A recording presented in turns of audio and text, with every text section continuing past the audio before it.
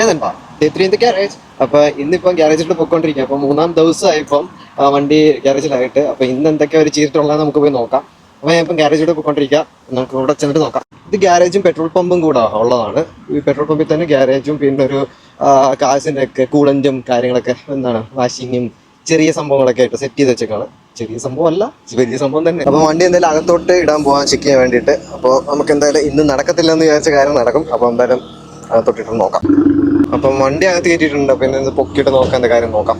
ഒന്ന് നോക്കി ഇപ്പൊ രണ്ടാമത്തെ നോക്കുന്നത് നോക്കാൻ തരും. അപ്പൊ വണ്ടി മോളിൽ കയറ്റി വീല് അയച്ച്. അപ്പോൾ എന്താ നോക്കുക, വീല് അയച്ചിട്ട് നോക്കാൻ പറ്റത്തുള്ളൂ. അപ്പോൾ വീല് അയച്ചപ്പോൾ എന്താ നോക്കാം.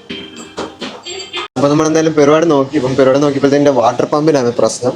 അപ്പം നമുക്ക് ഇവിടെ നിന്ന് കഴിഞ്ഞത് കാണാൻ ഇതിനാണ് പ്രശ്നം. അപ്പം ഈ സാധനമാണ് മാറ്റേണ്ടത്. അപ്പൊ നമുക്ക് പോയിട്ട് അടുത്ത ദിവസം വരാം. അപ്പൊ ഇന്നത്തെ പരിപാടി ഇത്രേ ഉള്ളൂ. ഞാനിപ്പം ഗ്യാരേജിൽ നിന്ന് ഇറങ്ങി. അപ്പൊ നമുക്കിനി വാട്ടർ പമ്പ് മേടിച്ചിട്ട് കാണാം ബാക്കി. ഓക്കെ.